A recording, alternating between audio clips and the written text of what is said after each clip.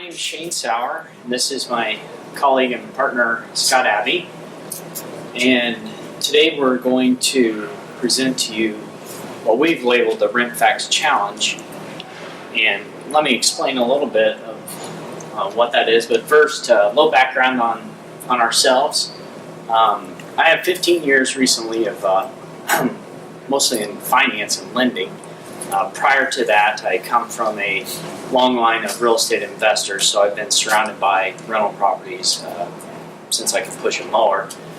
So we've always been exposed to it at all different levels. But I spend most of my time today lending and working with people in RentFax presenting this product to the industry. And I've been in real estate for 22 years as a property manager. So my shtick is, how do I get the maximum outcome for my clients, and how do I get the best results? And so RentFax is an outcry of that, having researched and watched what properties would do one neighborhood to another with the same manager, the same screening, the same scoring, everything the same, the house is even the same. But over years of study, I found that I could have certain predictable outcomes from these properties based on influences by neighborhood. So I've devoted we've devoted the last 4 years working together on honing this, bringing it to fruition. We've hired consultants to help us, people above my pay grade, that are allow us to produce a very, very accurate tool that we're going to share with you today. All right, so the RentFax Challenge, we labeled it, is prior to this conference, we reached out to exhibitors and some attendees, and we said, give us your challenges, your problems that you face day to day, and let us use RentFax to help address your problems and help you make better decisions in what you do in the real world. And so we took on real deals, real problems, real properties from an insurance company, a private lender, a couple investors, and then property management. So we're touching on all aspects of real estate, rental property investment. RentFax is a compilation of products. If we are turning over reports as the deliverable product you will receive, and those reports are broken out. We've come into 3 categories: our risk product, rent product, and then a analytical product we refer to as real results. Our hallmark or signature effort into the marketplace has been the risk index, and the vast majority of today's presentation is going to show people how the risk index can apply to all those different aspects and challenges. And then for more information on Rent Radar and our analytical product, the real results, that's available as well, either at our booth or at our website. You can get more information. But for today, we're going to focus on our hallmark or signature product, the risk index. So the question is, what is the risk index? And what we found over the years of studying these properties and how they performed, we found that there were influences that we could measure and acquire data for that would give indicators as to what the longevity and the probability of income stream would be in a property, and what negative influences, what positive influences, allowing us to create a scale, if you will, that can then be universally applied across the entire country. There's 80,000+ neighborhoods, I believe. Yeah, they're right around 80,000 census tracts, and a census tract is smaller than a zip code, but larger than a subdivision, for reference. And what RentFax did, or what we tackled, is you as investors or lenders or property managers, you already know the factors that influence rental property outcomes. So when I ask people, just without thinking too hard, give me the first thing that you think defines a good area or a bad area, I hear common responses of crime, good schools, unemployment, factors like this. So we took what was intuitive to the industry and we made a science of it, or we took that in and we said, okay, everyone knows this, but they're having problems applying it. So we had to go from data that we know influences areas to how do we apply that data. And that's what we tackled over the period of a decade. And making it simple, because there's so many sources of data, and they come at you with all these numbers. How do I quantify it? And then if I want to compare this property to this property to this property, you spend more time doing data analysis than you do in doing property analysis. And so the objective was to provide this universal, for the lack of a better term, FICO score for the address location attributes. A simple number that can be applied, because when you ask a seller of a property, how's the neighborhood? You get a variety of answers, but it's not measurable. It's real good, it's real good, it's real good.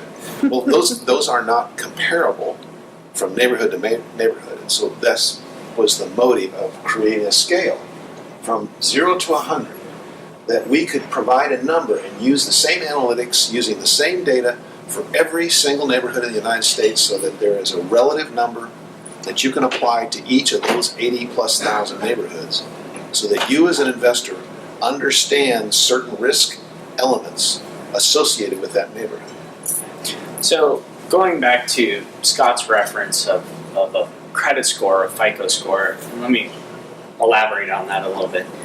I have a credit score, and so if I were to apply for a loan from you, you might say, Shane, let me pull your credit score. When you get that credit score, depending on where it's at, it's going to guide your next decisions. So if I had a very low credit score, say 480, you would maybe handle my application differently. If I had a very high credit score of 790, you may handle it a different way as well. So what the credit score is telling a lender is not do it or don't do it, but how to do it. And so the risk score is quite equivalent, where we're not saying, this score isn't saying invest here and don't invest here. It's saying if you invest here, understand the risks associated with that location. And I'll just throw another point. From a comparative standpoint, if you're trying to analyze two different properties and everything is equal, the condition of the property is on par with each other and the expected rents are on par with each other, it's nice to be able then to put an analytic to what's the risk of the neighborhood, because there are big variances in these neighborhoods. And by being able to score that, when making that comparison, selecting the property with the lower risk is a more prudent decision in terms of purchase. And that'll be displayed in some of our challenges we took on. So here we're framing as well of what how the risk index is translated by attribute, that if you have a low score, there is a greater likelihood that your property will be exposed to theft or vandalism, versus if the score is higher, there will be a lesser chance of that. So this is a list of attributes. It's also available on the website, but when we move to examples, this will become more evident and obvious. So the first challenge we took on was a nationwide insurance company, and they provided us their theft and vandalism claims over the course of 2 years. So they are heavily focused on investment property, rental property. So we ingested all these claim numbers, and what we did is we used the RentFax system and assigned a risk score that for every property address where a theft and vandalism claim occurred. We also took every address and I pinned it on this map. So as you can see, they're nationwide, a national insurance company, and these were all the different locations we used the RentFax system on. And the results of that are here. So what you're looking at here is we took every location that had a claim and we scored it, and then we put it into a bucket. those properties that scored between 0 and 10 went into this bucket, 10 to 20 went into this bucket, 20 to 30, and so on.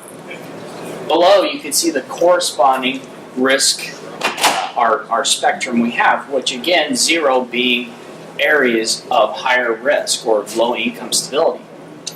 So what this graph is confirming is our belief is that the highest incident, over 35% of all the theft and vandalism claims provided to us, occurred in locations with a risk score of 20 or less. If we expanded that to 30, we would know that nearly 70% of this company's theft and vandalism claims over 2 years across the entire country occurred in properties scoring 30 or less. So 70% of their claims activity.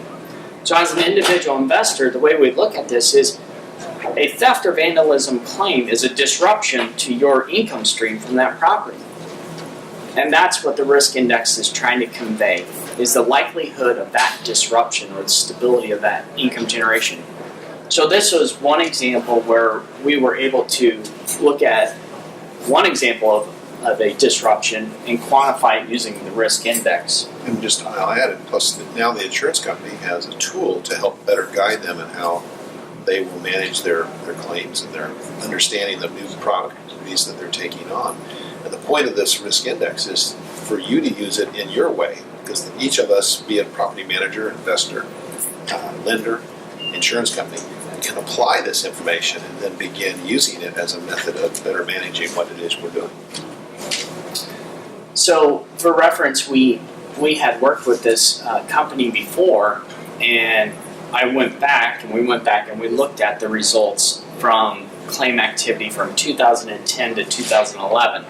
We were curious to see how our algorithm or the risk index, was it being consistent through time as data changed everything else. And sure enough, from 2010, 2011, 70%, 69.44% of the claims were at 30 or less. And then over the most recent 2 years, it was 64%. So pretty consistent. And so we were pleased to see that whether it's 2010 or now 2015, that the algorithm and the thought pattern behind the development of it is holding consistent and true. And if I may, I just want to throw one other point out. Some people will ask, does the risk index change over time? And the answer is yes, it does. Influences of neighborhoods change fairly dramatically. When I say dramatically, on a quarterly basis, certainly on a bi-yearly basis, you'll see changes in these scores. And I've seen neighborhoods where a lot of investors have gone into a neighborhood, they've bought a lot of properties, a gold rush, rent up, vacancy, relaxation of tenant standards, criminal, good tenants leaving, neighborhood declines, and the index falls. And the system is watching these things over the course of time. So it usually takes a year or two to see a big enough needle move to make that important. But we've seen it in our practice with clients that bought properties in those types of neighborhoods and seen that and watched the risk index go to the red as those events were occurring. So our second challenge was we had reached out or got information from a lender. This is a private lender that focuses on non-recourse rental loans. And what non-recourse means is it's a loan where the credit worthiness of the borrower is not regarded in the loan. So it's a loan that's relying wholly on the asset itself to support the loan. That was important to us because for the risk index, we wanted to segment that loan business and because we wanted to eliminate that factor from the equation. They're multi-market. Some may say, national, but it's more of a multi-market. It's all residential single-family homes. And what they provided was a portfolio of 550 loans that they had made. and they had foreclosures, and so they were in a way just doing what's called a stress test on a portfolio. Sometimes stress tests are performed periodically by lenders to gauge if they're going to have increased default rates coming at them. So in this particular case, we ran through that, and these numbers, 19, 19, 24, 24, 24, and 32, came back, and what do they all have in common? 30 or less. Those are the 6 foreclosures. So That's how those properties scored. there's 6 numbers right here, and of the 550 loans that we analyzed, they had 6 foreclosures. When we took those 6 locations and scored them using RentFax, these were their risk scores. So what we can see here is when we looked at the foreclosed properties or loans, the average score of the risk index was a 24. Overall, the portfolio of all 550 was 42. So it's another example of how a sub 30 risk score was exhibiting that volatility of that rental income generation.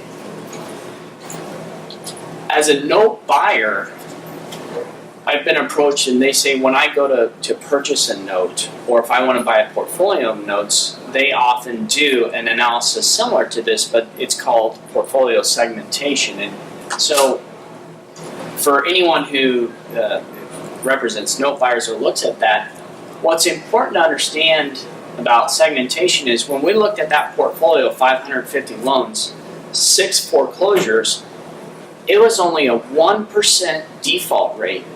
So let's say we were going to buy that portfolio and we'd look, we're like, oh, 1% default rate, that's good, it's pretty good. But a more thorough analysis of it would be to segment the portfolio. And so you'd run all 550 loans and then you'd put it into the buckets like we did for the insurance company.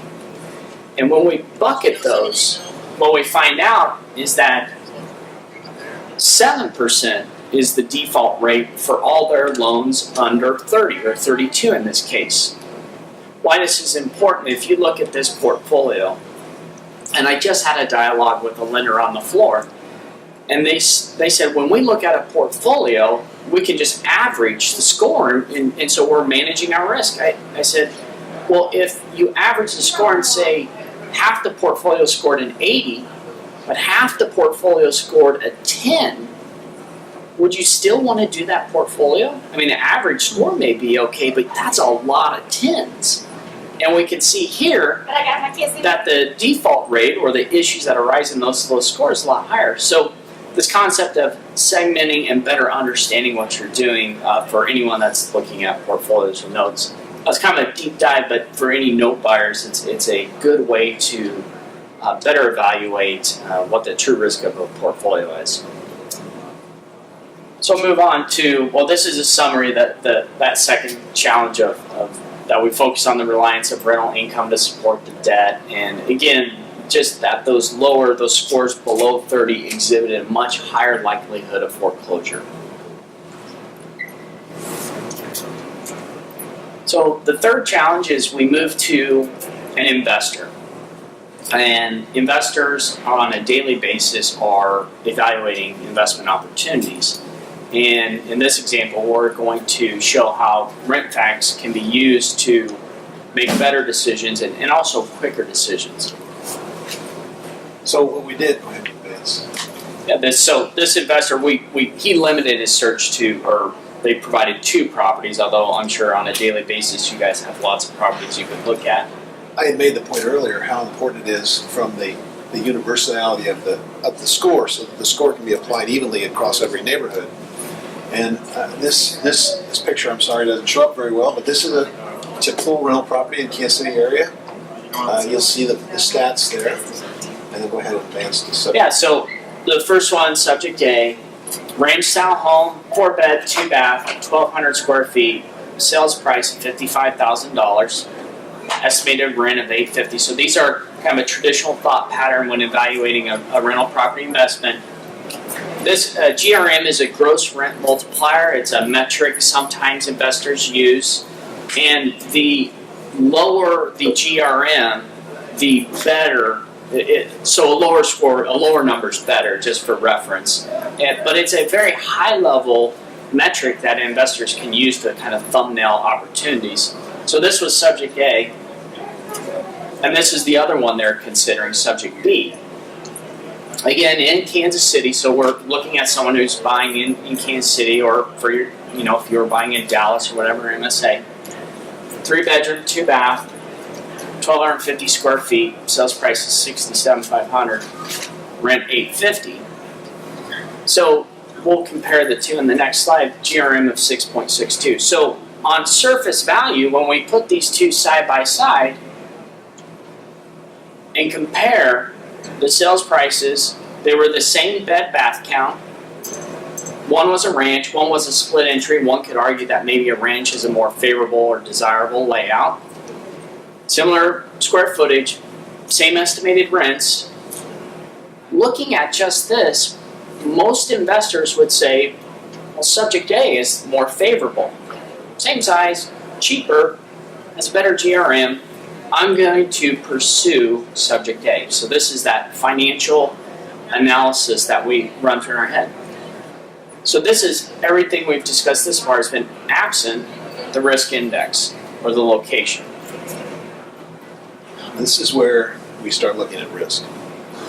Because what I can tell you from experience, and what you will learn if you use as you use this tool, is that the characteristics of this risk score are going to more actively promote conditions and circumstances that will promote an income stream without interruption.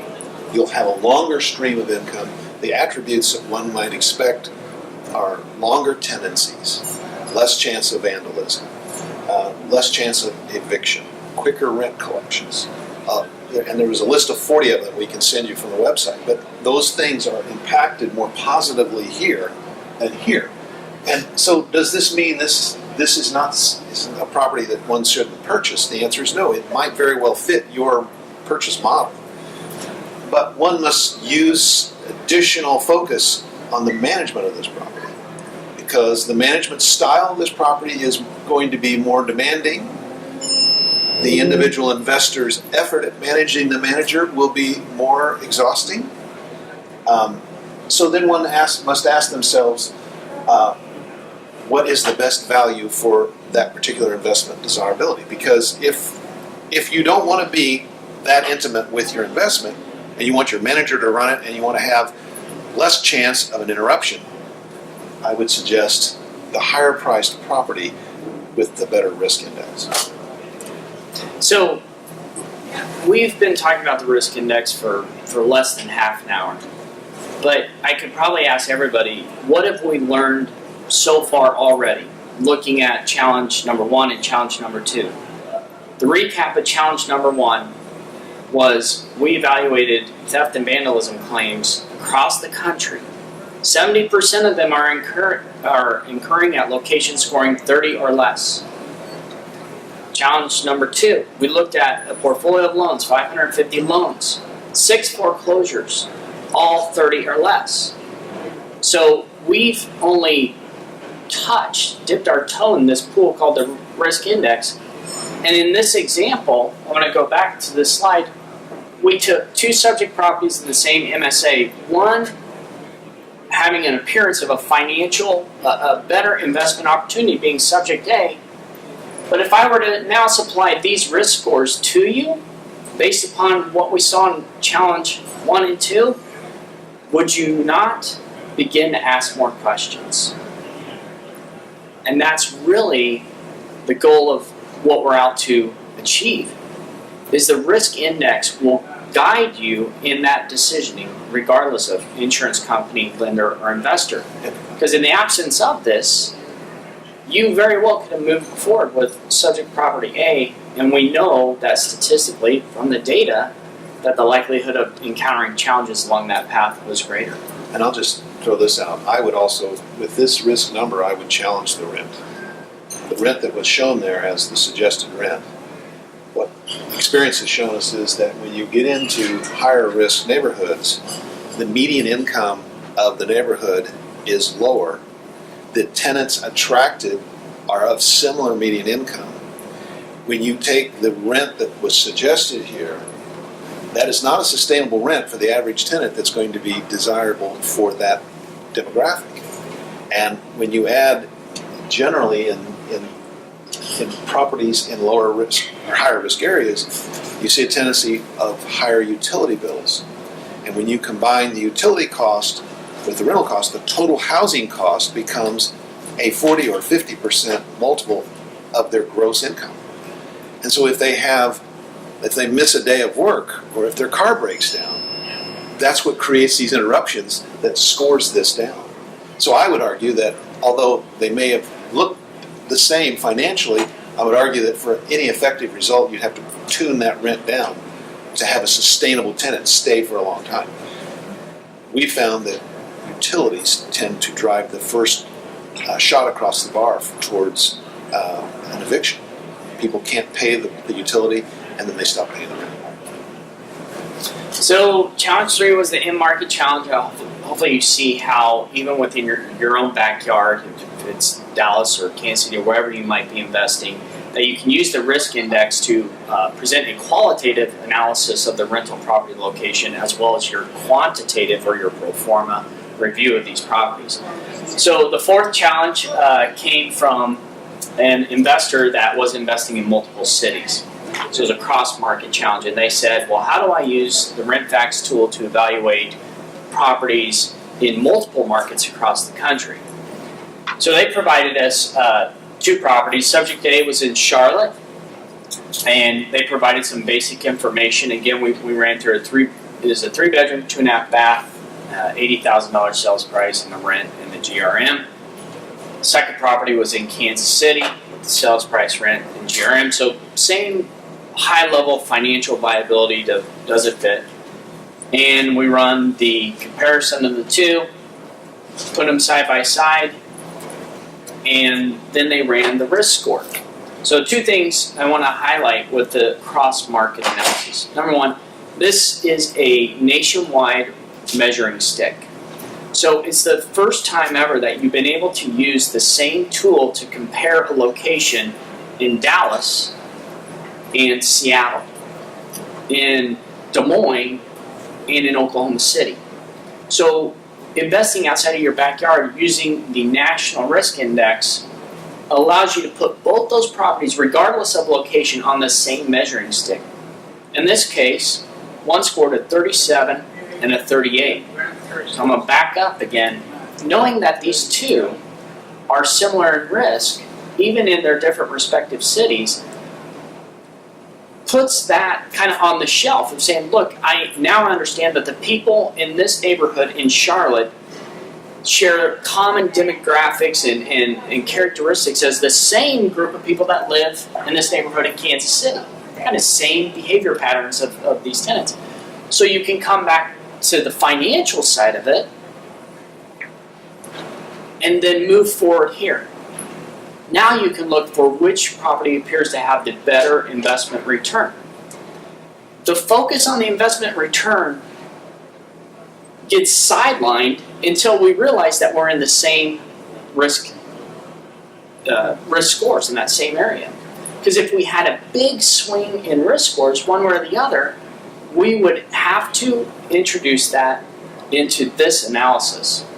So again, using the risk index in this particular example, it didn't tell this investor, do this or do that, or do this or do that. But by using it, they now know where to ask the next question. So in this particular case, now they said, okay, risk index shows that they're in the same level playing field. Now I can focus on the physical assets or the financial viability of these properties, and it takes that qualitative side and puts it on even playing field. So the 5th challenge we took on relates to property management. And Scott, you want to talk about this challenge? This represents a property manager that brought in doors from other property managers. which is very common in the property management world, where you're bringing in occupied doors. And so in this particular study, there were a total of 33 doors brought in with tenants, and of that group, roughly 1/3 of them ended in an eviction. And of those evictions, 90% of them scored below 30. This same property manager had a total of 400 doors, and of his total evictions, and we only had 2 evictions out of 400 doors.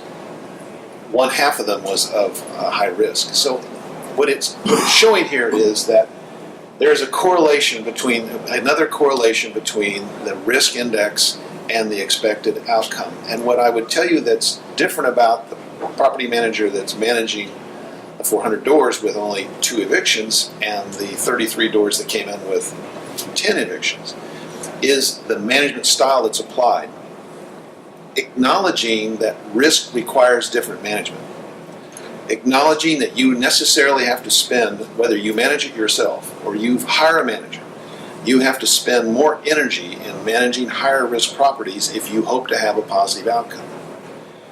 Also, history has shown that in higher risk areas, if you hope to have sustainable income, you have to retard rents from what the market would tell you to do so that you can have longevity of tenancy. Typically the management will have a greater cost. So, well, I think the interesting that, what was interesting about that particular, the property management, and the most important thing of the ingestion of that challenge is that we excluded the management style of a particular manager or landlord. So just like the lender, we said the fact that lender was non-recourse was very important because there was the borrower couldn't jump in and save the property. It was, how does the property stand on its own? So in this particular case, by only looking at the portfolio that came to this property manager from different maybe owner managers, landlords, or other property management companies, what we could tell is absent property management style, if we just took a cross-section of the overall of landlords at different companies, what we see is that, again, those lower risk scores were resulting in a higher likelihood of eviction. So when we recap and look at this, we look at insurance, theft, and vandalism claims. We've looked at foreclosures. And in this case, we've looked at evictions, all disruptions of income from our rental property, and we see a common thread. And again, that common thread is that lower the score, the higher the likelihood that you are going to have to address those issues and how to avoid them, how to work around them, or anything else. It's also going to impact how involved you are in the investment, which is, our time is so valuable. So the more time you spend on an investment, it takes away time from making more investments. We want to come back, and so it was important to us that, and it was rewarding for us to show that common thread, whether it was a property manager, the investors, or lenders, of what was occurring. We don't intend to pick on high risk areas. That's not the intent.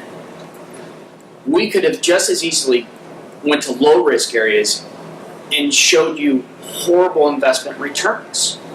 Because with lower risk becomes lower return. There is a sweet spot that occurs.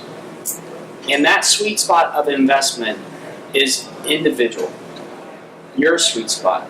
Your sweet spot. Everybody, it's based upon individual risk.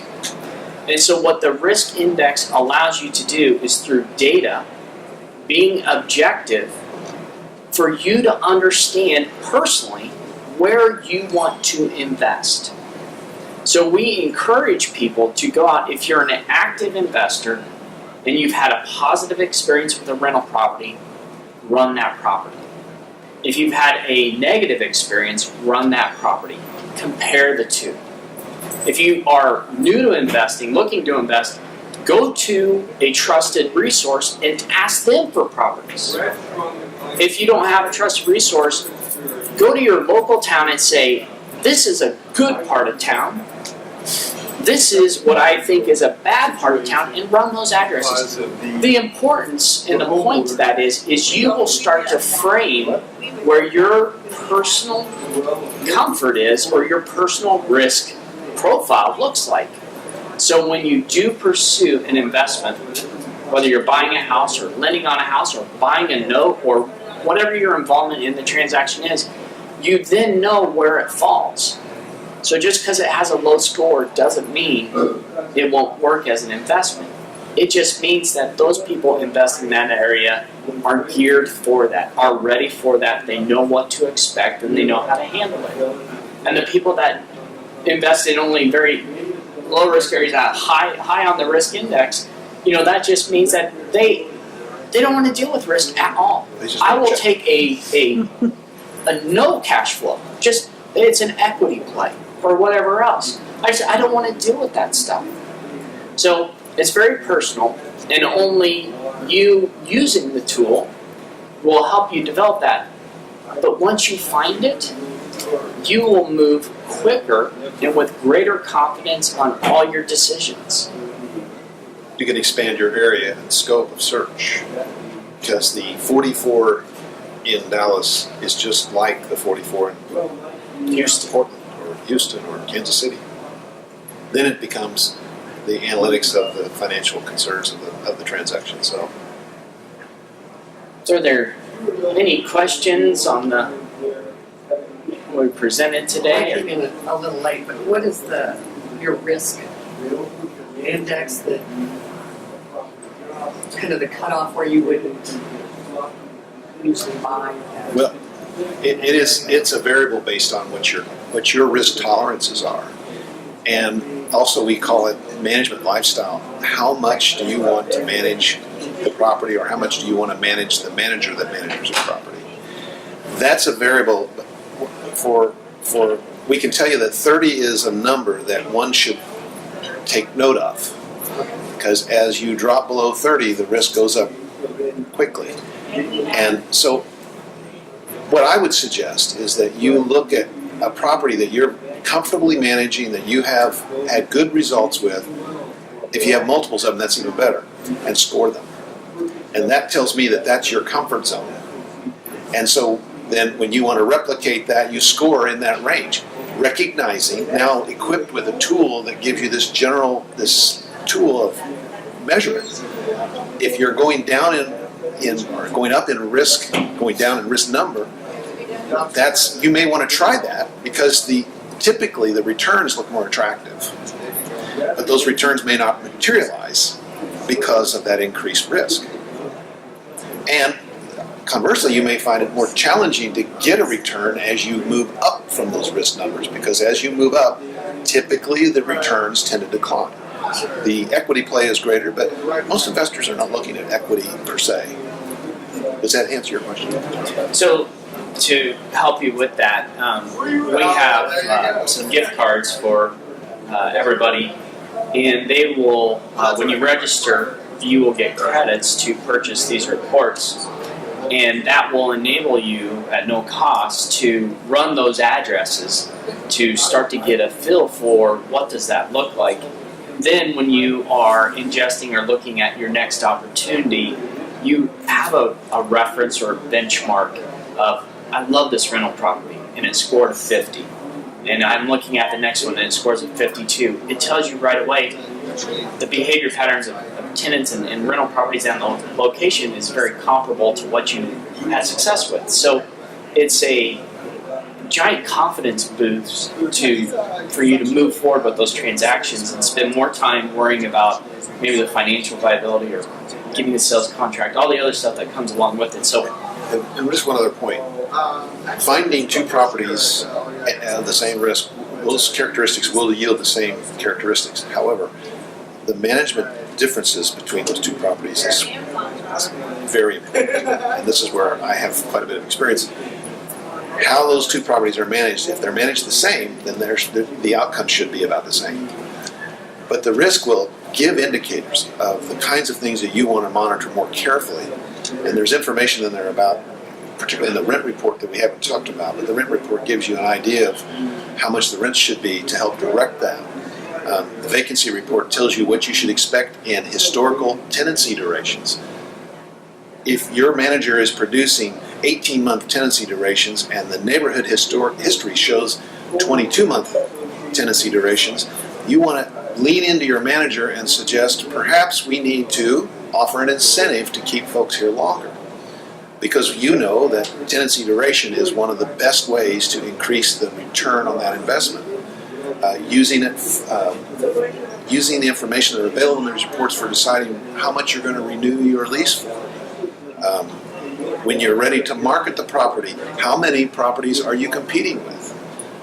If you're marketing a property in a higher risk area, recognizing that median income, if it's down in a high risk area, you've got to be sensitive to what that median income tenant that's coming there and the utilities and the rents they're paying. So those are things that you can use to help guide management once you've made the buying decision, because it's great to buy it, but then you've got to produce the results over time. So I came in, and you may have covered this before I came in, but how did you pick the theft and vandalism as the categories to manage with? So prior to coming to the expo, we reached out to exhibitors and some investors that were going to come. Okay. And we used that as how we selected things. We wanted to pick real life problems and real life deals, and we didn't want to just go out and grab something. So these were all people that were in attendance over the last couple days or are exhibiting downstairs, so we could take what's happening in the world right now to show how RentFax can be used, whether it's insurance or a lender. No, I get that, but the choice of using vandalism and theft. Oh, so the reason why we went specifically for theft and vandalism is because there's a lot of reasons why you'll file an insurance claim. It was an insurance company that we scammed. Okay. So, Yeah, for example, I think that's they the part you may have missed. There was an insurance company.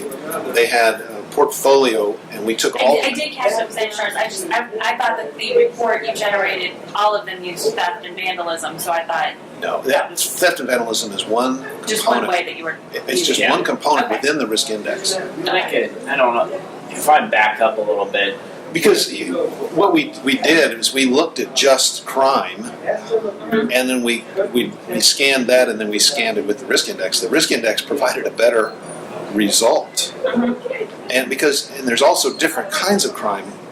That it's funny because you can have low risk areas with high property crimes. You can have in low risk areas with high property crime because the things to steal are more valuable. It's like what's going on in Plano right now. Well, so those are things that are embedded inside and are a roll up through indices into this risk index. Okay. oh, go ahead. One last question to help me understand. When you're looking at specific addresses only, or is it like targeting the area? So I'm gonna answer that question and Okay. tie it in. So all the data that goes in to build the risk index, we're looking at crime, schools, and unemployment, and there's in total over 150 different unique data points. We roll it up into this single number, and that number applies to a census tract. And a census tract is smaller than a zip code, but it's a little bit bigger than a subdivision. So it's pretty tight. The reason why we're at the census tract level is when you pull in data this broad, if you try to get more refined, the data falls, there's less data available. So the tighter you get your degree of geography pinpointing, if you will, you lose the accuracy of your data. The data isn't available. So we wanted to make sure that we could get tight, but we still wanted all these factors that we know influence it to be involved. Okay. And so that's where we ended up with Sorry, I census just tract. wanted to catch No, these are great And questions. to expand on that, a census tract is the smallest measurable data gathering point, and it varies in size. It changes every 10 years. And it moves around in size based on population density.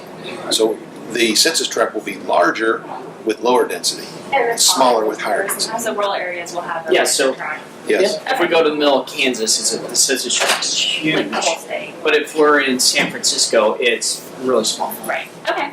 Thank you. Sorry to make you back. No, No, this, thanks for the question. excellent questions. Anyone else have any questions? Can you just touch on your other two products? Be happy to. We'll talk about rents. Do we have a picture of the rents here? I don't know whether we I do. don't know if they were after if we threw some on the The rent internet. product is a product that goes out and you plug in an address, the number of beds, the number of baths, and the square footage. That's all you have to put in. And then it goes out and it takes a scan of the internet. We do, if you want to. We do have some slides. If you wanna flip through it. Here? Or right here. There's a clear. Well, I'll put the slide up. You can Okay. explain what they're looking So at. we pull all the active listing of rental properties and then we dedupe them and we scrub them for consistency with your subject. So if you're comparing a 3-bed single-family home, then we want to make sure that all of our comps are 3-bed single-family homes. And then we build a model and we go out. The goal is to stay as close to the subject as possible. But you have to have enough comps so that you have a degree of data there so that you can model it.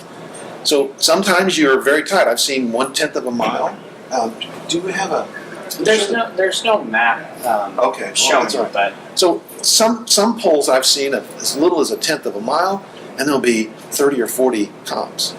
Other times I've seen 3 miles with just 30 comps. Well, a 3-mile radius is a ginormous radius, and so the quality of that sample drops some versus the ones that are closer in.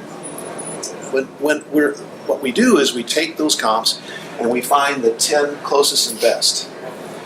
And first of all, we model all the comps. We have several different models that you'll see on the website. But then we take the 10 best, and comparing it to the subject, we look for differences in baths and square footage. And then we adjust those. And then we use a 70% probability curve to bring in a tighter range of rents than you typically would see. On the internet, you can find free rents, and you can have forfeit rents. And what I found is that you'll have the free rents that have a single number. And my experience has been that counting on a single number is dangerous. And you don't see anything that builds up that number. So how can I put confidence in it if there's not the transparency of seeing how it builds up? Other services that you may find out there have ranges of rents. And those are good too, but our goal was to try to drive greater transparency and tighten that range up with you. And then when you add to the rent report, the risk report and the vacancy report, then you can say to yourself, okay, in this scale of rents that I have, this range of rents that we're going to predict, if I have high risk, I want to probably favor the low end of that range. If I have lower risk, I can typically favor the higher end of that range, as a rule. That's not definitive, but as a rule.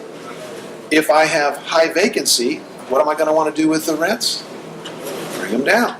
So this data is available to you. And the other piece of data that's important is if I have high density, lots of competition, what do I want to do with the rents? Bring them down. So again, you're going to be making the ultimate decision, but it's a tool to help guide your decision making as to selecting the rents. Inside the rent package is the vacancy report. The vacancy report is quite unique because when you ask someone about vacancy, the vacancies, it's a measurement of a single point in time of how many doors are vacant. But for our purposes and for rental purposes, we want to know how long was the tenant there historically in a neighborhood and how long was it vacant until the next tenant arrived. So the tenancy duration, the vacancy duration equals the rental cycle, and that is as long or short as whatever those two numbers add up to. So we annualize that to create a single number. If you're in a neighborhood that has a short tenancy duration, and a long vacancy duration, you have to take extraordinary marketing actions to counteract that trend that historically is in that neighborhood. And so what do? Well, you can use rents as a tool, but also more aggressive marketing. I helped a property manager who had a property in a good neighborhood, good good demographics, she wasn't getting the property rented.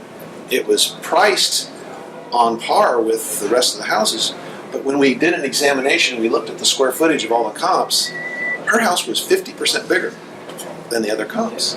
And nowhere in her advertising did she say anything about big. So when people saw and by the way, there were a lot of listings in this particular neighborhood at that time, so you have house A, and her house just blended in with the rest of them. So they were ready to lower the rents. But the truth of the matter, they should have raised the rents and then screamed bigger rooms in their marketing of the property. That's information you can find embedded in these reports. And why don't you explain the income? Yeah, so going back to the question, there's three core groupings of the products. There's a risk, there's a rent, and then there's an income. Those are the three categories. Each of them come with different reports to them. I think there's 7 different reports in total. And a lot of them are packages, they're combinations of the products. But our final one is the income. And in short, what we are doing for our clients there is we're applying kind of robust analytics to the data that's there. We start to incorporate property taxes, insurance costs, the general pro forma view. And then we put it through a simulation in the industry. It's called a Monte Carlo simulation. But basically, we're running through it 10,000 times. Each time it's selecting a different rent amount. And from that rent amount, it has logic built in. As the lower rent amount is selected, the tenancy duration goes up. So to adjust the vacancy percentage.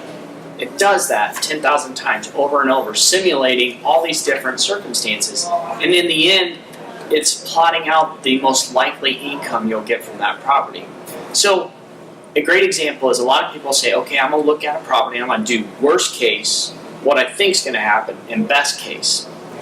This is no different than that, except we're doing that 10,000 times and introducing that same logic pattern that you like to look at as like, okay, if I do worst case, what if it rents for really low and I have high vacancy? Okay, what do I think it's going to do? And for the best cases, I'm going to get a great rent and they're going to stay there forever.